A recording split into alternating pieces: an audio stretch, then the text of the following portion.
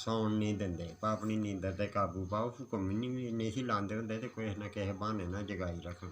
ਜਾਗਦੇ ਕਿਹੜੇ ਕਿਹੜੇ ਸੀ? ਜਿਹੜੇ ਕੋਲ ਬਹਿੰਦੇ ਹਾਂ, ਜਿਹਦੀ ਵੀ ਡਿਊਟੀ ਹੁੰਦੀ ਸੀ। ਇਹ ਘੜੀ ਵਾਲੀ? ਨਹੀਂ, ਰਾਤ ਨੂੰ ਨਹੀਂ ਘੜੀ ਵਾਲੀ ਹੁੰਦੀ। ਅੱਛਾ। ਉਹ ਕਦੀ ਕਦੀ ਟਾਈਮ ਹੁੰਦਾ ਸੀ ਘੜੀ ਵਾਲੀ ਗੁਲਾਮ ਰਸੂਲ ਦੇ ਜੁੰਮੇ ਹੁੰਦੇ ਸੀ। ਉਹ ਮੇਰੇ ਜਿਸ ਦਿਨ ਡਿਊਟੀ ਲੱਗੀ ਆ ਅਤੇ ਆਖਣ ਲੱਗੇ ਵੀ ਕੋਈ ਮੈਨੂੰ ਰਾਤ ਨੂੰ ਦਵਾਈ ਦੀ ਜ਼ਰੂਰਤ ਪਏ ਜਾਂ ਕਿ ਬਸ ਜੀ ਕਿਸੇ ਹੋਰ ਸ਼ੈ ਦੀ ਜ਼ਰੂਰਤ ਪਏ ਅਤੇ ਗੁਲਾਮ ਰਸੂਲ ਨੂੰ ਜਗਾ ਦਿਆ ਕਰ। ਮੈਂ ਕੀ ਚੰਗਾ ਜਗਾ ਦਿਆ ਕਰਾਂਗਾ। ਉਹ ਜਿਸ ਵਕਤ ਕੋਈ ਬਸ ਜੀ ਆਖਣਾ ਨਾ ਉਹ ਕੋਈ ਚੀਜ਼ ਮੇਰੇ ਮੂੰਹ 'ਚ ਪਾਓ ਅਤੇ ਆਖਣਾ ਉਹਨੂੰ ਜਗਾ। ਮੈਂ ਕਿ ਭਲਾ ਮੈਂ ਕਿਸ ਬਿਮਾਰੀ ਦਾ ਇਲਾਜ ਹੈ। ਜੇ ਮੈਂ ਉਹਨੂੰ ਹੀ ਜਗਾਉਣਾ ਅਤੇ ਮੈਨੂੰ ਕਾਹਦੇ ਵਾਸਤੇ ਕੋਲ ਰੱਖਿਆ।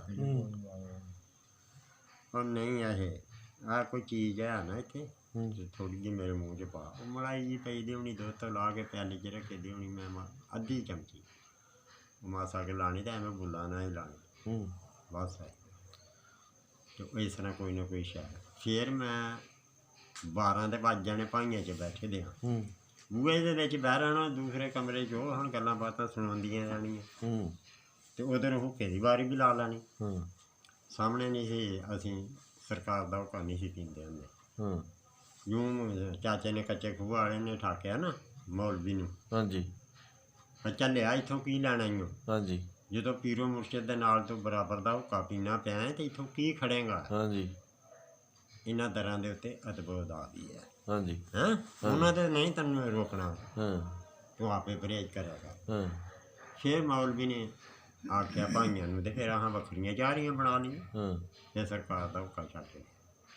ਫਿਰ ਸਰਕਾਰ ਨੇ ਜਨਾਬ ਮੇਰੀ ਆਖਣਾ ਇਹ ਟੋਪੀ ਲੈ ਜਾਓ ਅਤੇ ਇਹਨੂੰ ਵਿਖਾਓ, ਜੇ ਤੁਸੀਂ ਧਾਰ ਲਓ ਅਤੇ ਆਪਣੇ ਵਾਲੀ ਮੈਨੂੰ ਦਿਓ। ਪਤਾ ਸੀ ਚੱਲਦਾ ਉਂਝ ਪੀਂਦੇ ਵੱਖਰਾ ਹੀ ਰਹੇ। ਫਿਰ ਦੋਵਾਂ ਨੇ ਵੀ ਬਜਾਏ ਬਾਜੀ 3 4 ਹੀ ਹੋਣਗੇ।